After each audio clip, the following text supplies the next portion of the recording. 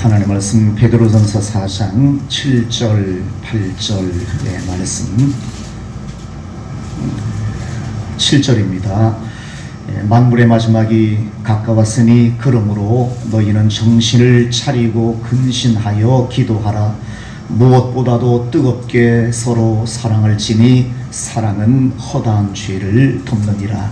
아멘. 잠시 기도합니다. 하나님 아버지, 오늘도 하나님의 귀한 말씀을 살펴보는 시간, 그리고 이 말씀을 통해서 하나님의 음성을 듣는 시간을 갖습니다. 저희들의 마음의 문을 열어주시고 하나님의 거룩함이 우리의 마음속에 가득 차는 복된 시간 되게 하여 주옵소서. 하나님께서 친히 저희들의 마음속에 말씀하여 주옵소서. 가장 겸손한 마음으로 주의 말씀을 우리의 마음에 새기기를 원합니다. 주 예수님 이름으로 감사드리오며 기도하옵나이다. 아멘. 2022년 다음 주 성탄절 마지막 주간이고요. 우리 일반 주일로서는 오늘이 마지막 주일이 되겠습니다. 오늘 부모님 말씀의 제목을 결산의 시간이라고 그렇게 지었습니다. 세상 모든 것들이 일정한 기간이 끝나면 결산하는 시간을 갖게 되어집니다. 재정도 그렇고, 하여간 우리가 생활했던 그런 모든 부분에 있어서 어떤 한 기점이 지나면, 한 분기가 지나면 우리는 결산을 보게 됩니다. 나는 얼마나 돈이라면 얼마를 벌었으며 그리고 얼마를 지출했나, 내 삶이라면 하나님 앞에 나는 어떻게 올 한 해를 살아왔나, 얼마나 잘 살았나, 그리고 잘못한 건 무언가라는 것을 돌아보는 그런 시간을 가리켜서 결산이라고 그렇게 이야기를 합니다. 우리 평생의 삶은 아니지만 2022년 우리가 한 해 살고요, 우리 한 분기점이 지났으니까 우리 하나님 앞에 우리의 삶을 결산하는 시간을 가져보는 것도 의미가 있다라고 생각이 됩니다. 물론 이 다음에 우리가 이 땅의 삶을 다 살고 끝맺게 되시면 하나님 앞에서, 그때는 하나님 앞에서 직접 결산하는 시간을 우리가 갖겠습니다만, 오늘 한 해를 보내면서 이 한 해 동안에 우리의 삶을 결산해 보는 것도 의미가 있는 것이다라고 생각됩니다. 하루가 모이면 한 달이 되어지는 것이고요, 한 달이 점점 모이면 1년이 되어지는 것이고요, 1년이 점점 더 모이게 되어지면 평생의 삶이 되어지는 겁니다. 오늘 1년을 내가 하나님 앞에 잘못 산 사람이 내년 한 해 또한 잘 살 거라는 것 또한 장담할 수 없는 그런 부분이기 때문에 우리 결산하는 시간을 통해서 우리를 돌아보고 우리의 모습을 다시 한번 다짐하는 시간 갖는 것이 그렇기 때문에 필요한 것이다라고 생각을 합니다. 1년 1년 잘 살다 보게 되었으면 언젠가 우리는 하나님 앞에 서게 되어질 때 하나님 앞에서 좋은 결산을 우리는 얻게 되어지는 그런 결과를 우리가 갖게 되어질 겁니다. 우리나라 이제 사람들이 세상을 떠나면 자손들이 비석을 세웁니다. 묘비를 세워요. 그렇지만 우리 비석을 세우면 전면에다가 본관을 쓰고요, 그 사람의 이름을 쓰고요, 그리고 그렇게 직책 같은 것들도 쓰기도 합니다. 옆부분 같은 경우에는 아마 언제 출생하고 언제 돌아가셨는지에 대한 그런 내용담이 있을 것이고요, 아마 그 뒷면에다가는 자손들의 이름을 아마 쭉 쓰게 되어지는 것이 아마 일반적으로 우리나라에서 비석을 세우고 쓰게 되어지는 그러한 모습이라고 그렇게 알고 있습니다. 그런데 서양 같은 경우에는 이름 쓰고 출생년 그리고 사망일을 아마 쓰기도, 그리고 묘비명이라고 그러잖아요. 글을 거기에 써놓는 것이 일반적인 그러한 모습입니다. 묘비명은 그 사람의 인생입니다. 그 사람의 삶의 결산을 거기에다 압축해서 거기에 써놓는 거예요. 재밌는 건 우리 불교에서 중광스님이라고 있습니다. 걸레 스님이라고 알려진 그런 분은 아주 괴짜였던 분인데, 그분의 묘비에는 유언에 따라서 이렇게 적어놨다고 합니다. 괜히 왔다 간다. 괜히 왔다 간다고.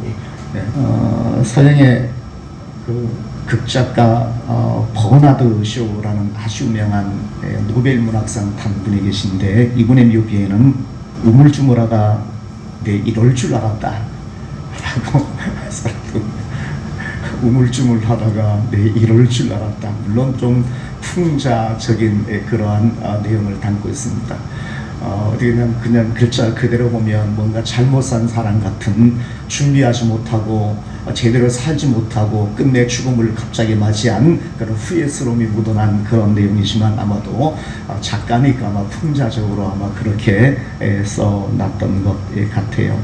우리 선교사 우리 중에서 아프리카 선교사의 아주 유명한 사람 리빙스턴 선교사님이 있습니다. 그분의 묘비에는 아프리카 사람들이 그분의 그 묘비에다가 자기가 유언 남긴 건 아니고요, 아프리카 그 원주민들이 리빙스턴 선교사의 묘비에다가 이렇게 그들이 적어놨다고 그래요. 당신이 오기 전에는 우리가 어둠 가운데 살았는데 당신이 가신 후에는 우리가 빛 가운데 삽니다 라고 적어놨답니다. 자기가 유언한 것이 아니라 복음을 받아든 그 아프리카 원주민들이 너무나 감사하고 너무나 고마워서, 우리가 당신이 오기 전에는 어둠 가운데 살았는데 당신이 가신 후에는 우리가 빛 가운데 살게 되었었습니다 라고 유언을 했다고 그래요. 한 사람 더 소개해 드릴까요? 코페르니쿠스라고 천문학자, 지동설을 주장한 천문학자인데 이렇게 썼답니다. 주님, 저는 주님이 베드로에게 주신 친절을 구하지 않습니다. 바울에게 내려주신 은혜도 구하지 않습니다. 다만 주님과 함께 십자가에 달렸던 강도에게 베푸신 자비를 구합니다 라고 거기다 적어놨다고 해요. 그래, 묘비를 보면 이 사람이 어떤 삶을 살아왔는가, 어떤 가치관 속에서 삶을 살아왔다는 하는 것이 결산의 의미가 담겨 있는 그런 글귀가 거기에 적혀 있습니다. 우리 2022년 이제 우리가 한 해를 보내면서 우리 인생 자체를 결산하는 건 아니지만, 아까 제가 말씀드렸잖아요. 하루가 모여 한 달이 되어지고요, 한 달에 모여 1년이 되어지는 것이고요, 1년 모이면 우리의 평생이 되어지는 겁니다. 저는 여러분 오늘 1년의 삶을 한번 돌아보면서 오늘 내가 이렇게 살았으면 내년에도 그렇게 살 가능성이 가장 많은 거예요. 그렇게 보면 오늘 내가 1년을 살아왔던 내 1년의 삶은 내 평생의 삶과 별 차이가 없을 것이다 라는 생각을 해보게 되었습니다. 물론 다를 수 있어요. 올 한 해 내가 이렇게 하나님 앞에 잘못된 그런 삶을 살았던 사람이 내년에도 그렇게 살 거라는 그런 건 없으니까, 내년에는 훨씬 더 하나님 앞에 잘 살고 훨씬 더 하나님의 은혜 가운데 하나님의 영광스러움을 찬양하며 삶을 살아갈 신앙인도 분명히 있을 것입니다. 그러나 지난 우리의 삶을 돌아보면 올해 내가 살았던 내 삶의 모습은 내년에 내 삶의 얼굴이기도 하다는 것을 솔직히 인정해야만 되어질 것입니다.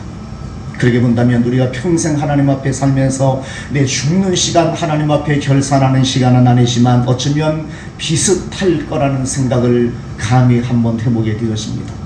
오늘 1년 살았던 내 모습은 내 평생 하나님을 섬겼던 내 모습과 아마도 거의 비슷할 겁니다.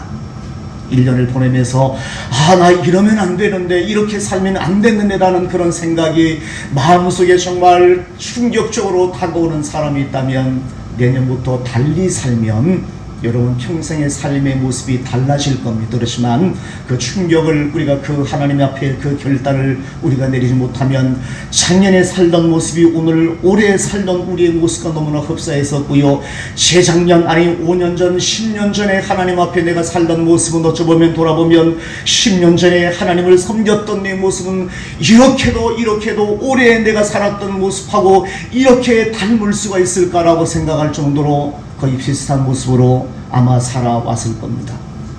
오늘 본문 말씀을 통해서 결산에 대한 이야기를 하면서 우리가 무엇을 결산할 건가, 하나님 앞에 내가 1년 동안 어떤 모습으로 주님을 섬겼으며 어떤 신앙의 걸음을 내가 옮겨왔으며 그리고 내가 12월 어쩌면 마지막 주일 오늘 내가 여기에 서 있는가라는 것을 보는 것은 그건 더 중요한 그런 문제가 아니겠는가 하는 겁니다.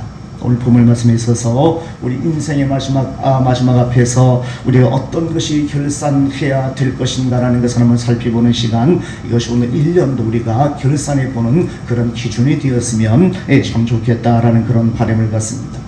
성경 통해 보게 되었으면 하나님께서 어떤 사람을 평가하고 어떤 그 공동체를 평가할 때에 항상 두 가지의 차원을 우리에게 말씀해 주고 있습니다. 성경 사도행전 10장에 고넬료라는 사람이 등장합니다. 이 사람을 평가하면서 이 사람은 하나님을 경외하는 사람이었고 하나님 앞에 기도하는 사람이었다라고 평가하면서 한 가지 빼놓지 않고 거기에 기록한 것이 이 사람이 사람들을 많이 구제하는 삶을 살았던 사람이었다라고 그렇게 고넬료를 평가하고 적고 있는 것을 보게 되었습니다. 하나님을 경외했던 사람, 하나님 앞에 기도했던 사람, 그리고 거기에 더해서 이 사람들을 많이 구제하며 삶을 살았던 사람이었다. 그리고 하나님께서 이 사람의 기도와 이 사람의 구제를 받으셨다라고 그렇게 말씀하고 있습니다. 초대교회 공동체가 생겨나면서 열심히 하나님을 섬겼습니다. 초대교회의 모습을 설명할 때도 마찬가지였습니다. 하나님 앞에서 열심히 찬미하던 사람, 모이기를 힘썼던 사람들이었다라고 소개를 하면서 한마디 더 붙여놓는 것이 이 사람들은 사람들에게 칭송을 받는 사람들이었다라고 그렇게 평가를 해놓고 있습니다. 하나님을 잘 섬기는 사람, 하나님을 잘 믿는 사람, 하나님을 날마다 모여서 기도하며 찬미했던 사람, 그리고 아울러서 사람들에게 칭송을 받는 사람이었다라고 말합니다. 구약시대에 하나님께서 이스라엘 백성들에게 진노하셨습니다. 그리고 이스라엘 백성들은 끝내 멸망합니다. 북쪽에 있는 이스라엘, 남쪽에 있었던 유다 다 멸망합니다. 그런데 성경 읽어보시면 하나님께서 그 백성들에게 가장 커다랗게 진노했던 진노의 이유는 우상 숭배였습니다. 하나님만을 진정으로 섬기는 그런 삶을 살아가야만 했었던 그 백성들, 하나님의 백성들이 하나님을 경외하고 하나님을 사랑하며 하나님을 섬기는 삶을 살아야만 되어지는데 이 사람들이 우상을 숭배하고 하나님을 버린 그런 모습이 있었기 때문에 하나님께서는 진노하십니다. 그리고 그들이 멸망해야 될 가장 중요한 이유로 하나님을 버린 것, 우상 숭배한 것이라고 그렇게 말씀하고 있습니다. 거기에 아울러서 항상 따라오는 이스라엘 백성들의 어떤 그런 삶을 판단할 때에 하나님께서 지적하신 내용이 하나 있는데 그것이 뭐냐면 그들의 삶이 포악했다, 부패했다, 잘못된 사람을 살았다. 연약한 사람들, 힘없는 사람들을 학대하며 자기들의 패를 불리며 그래서 그들의 손에는 피가 가득하며 자기들의 이익만을 위해 수단과 방법을 가리지 않고 삶을 살았던 사람이었다. 도덕적으로 윤리적으로 너무나 잘못된 모습으로 삶을 살았던 사람이다. 그들의 삶의 행위 속에 하나님 앞에서 정말 본해낼 만한 것이 없는 죄악이 넘쳐나는 그런 삶을 살았던 사람들이 너희들이었다라고 하나님께서 말씀하십니다.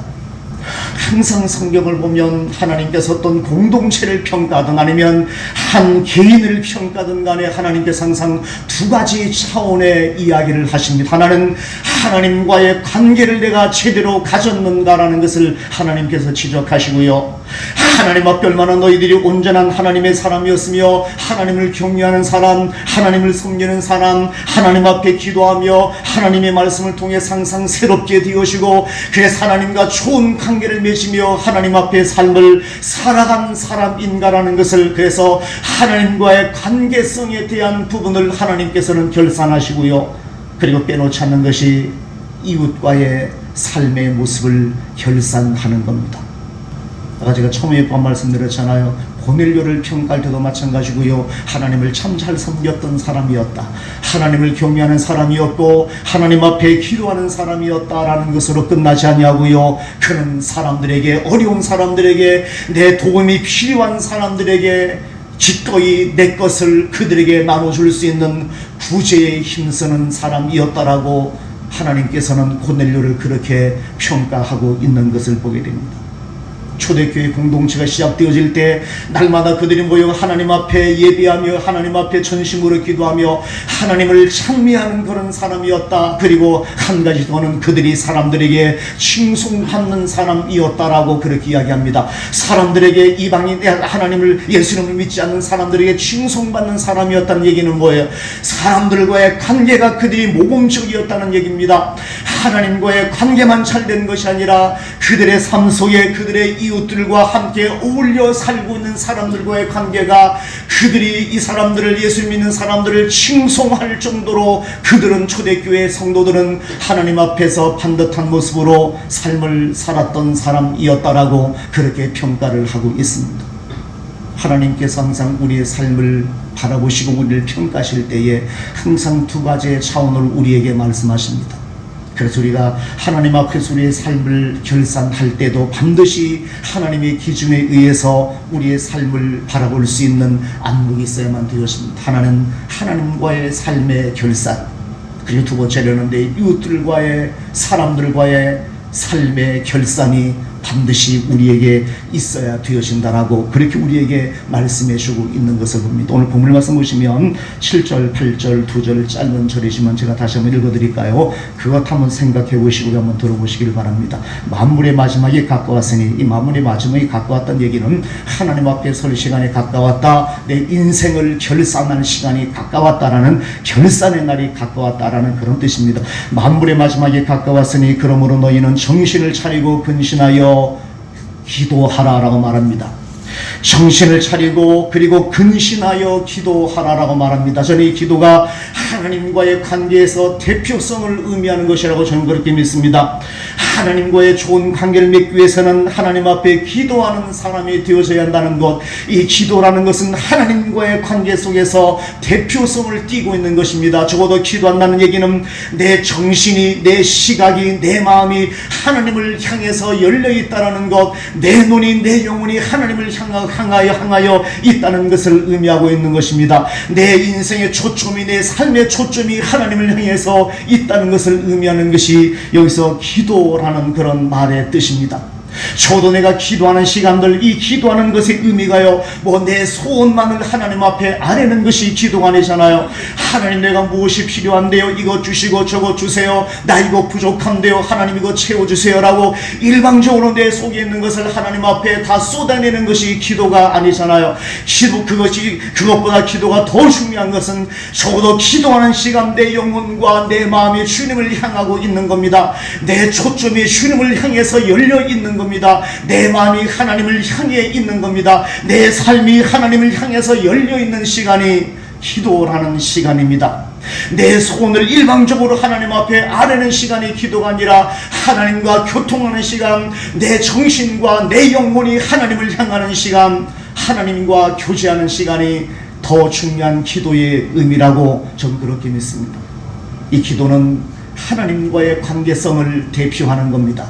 우리의 신앙의 결산을 할 때에, 내 인생의, 내 삶의 결산을 할 때에 빼놓지 않고 반드시 해야만 되어질 것, 그러므로 너희는 정신을 차리고 근신하여 기도하라라고 그렇게 말씀합니다. 정신을 차리고 내 인생의 시간이, 내 인생의 마지막 시간이 점점 더 가까워 온다는 사실을 내가 기억하고 정신을 차려라. 한눈 팔지 말고 다른 생각하지 말고 내 인생의 시간이 점점 더 하나님 앞에 가까이 가고 있다는 사실을 기억해라. 만물의 마지막에 가까웠으니, 내가 하나님 앞에 서야 될 시간이 가까웠으니까 딴 생각하지 말고 정신을 차리고, 그리고 함부로 내 몸을 움직이지 말고 근신하며 하나님 앞에서 하나님께 인정받는 사람이 되어주도록 하나님 앞에서 오늘 하루 삶을 살아가는 사람이 되어져라. 그리고 기도해라라고 하나님께서, 우리 예수님께서 오늘 베드로를 통해서 오늘 이렇게 우리에게 말씀해 주고 있습니다. 이것이 첫 번째 결산의 내용입니다. 반드시 있어야만 되어질 것, 2022년 여러분이 한 해 동안 삶을 살아오면서 반드시 결산해야 될 것, 나는 하나님과 올바른 관계 속에서 1년을 살았는가?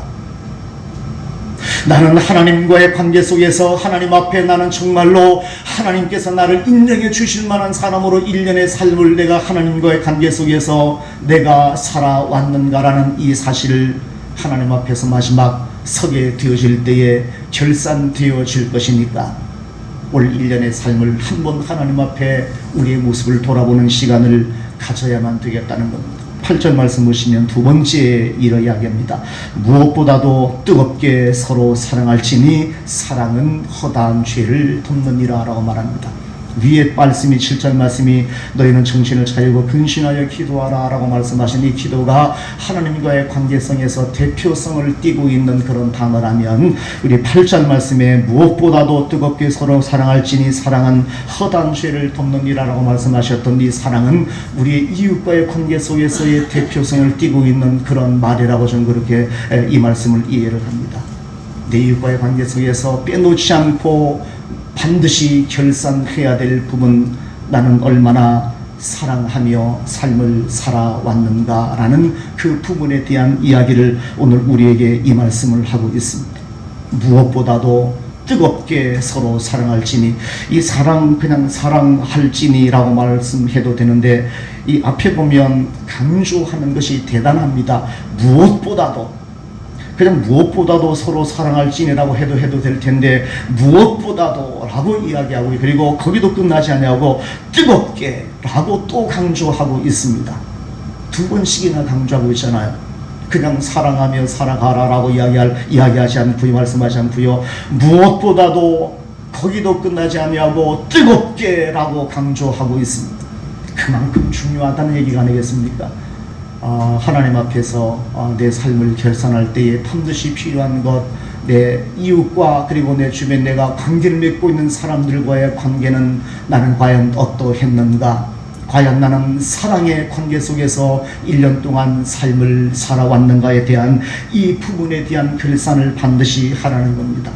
이 다음에 우리가 하나님 앞에 갑니다. 하나님 앞에서 내 삶을 하나님 앞에 고백할 것입니다. 하나님, 나 이렇게 살았습니다. 나 이 세상에서 나는 이런 모습이었습니다 라고 하나님 앞에 우리가 고백할 겁니다.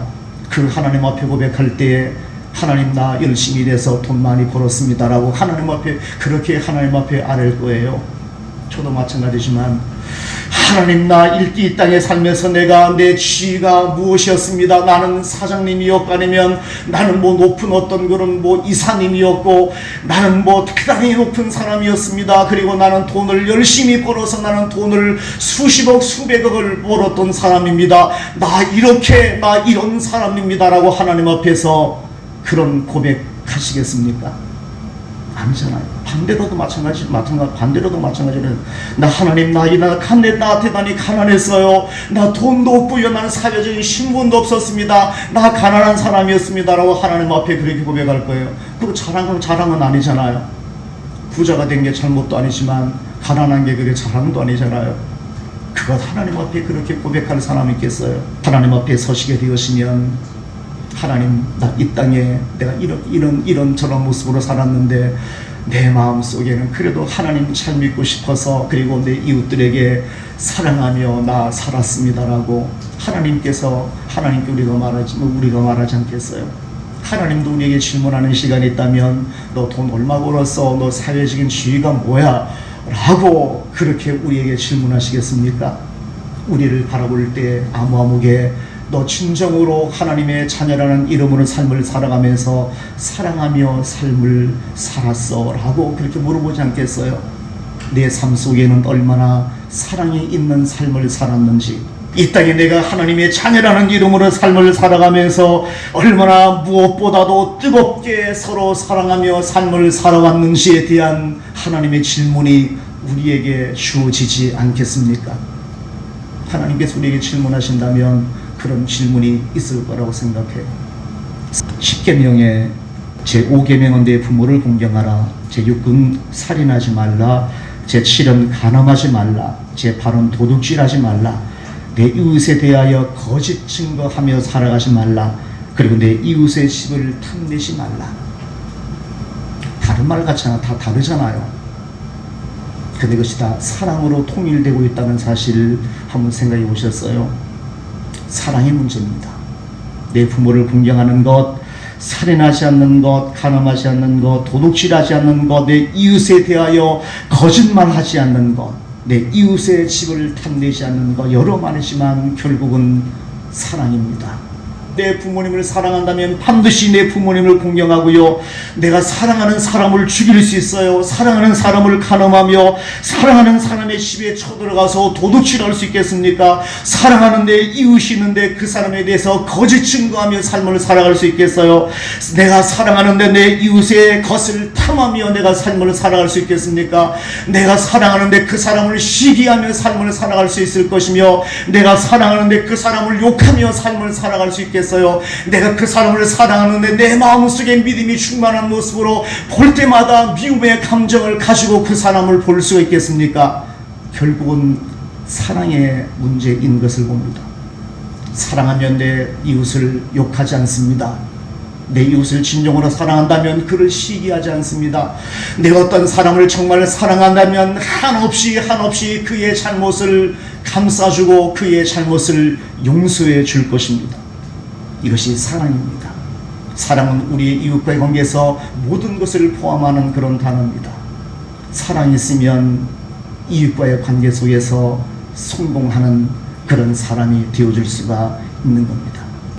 마지막 우리가 주님 앞에 서게 되어질 때에 반드시 하나님께서 우리의 삶을 결산하는 두 번째 측면이 이웃과의 관계 속에서 나타나게 되어지는데, 오늘 본문 말씀은 그 이웃과의 관계 속에서 사랑을 강조하고 있습니다.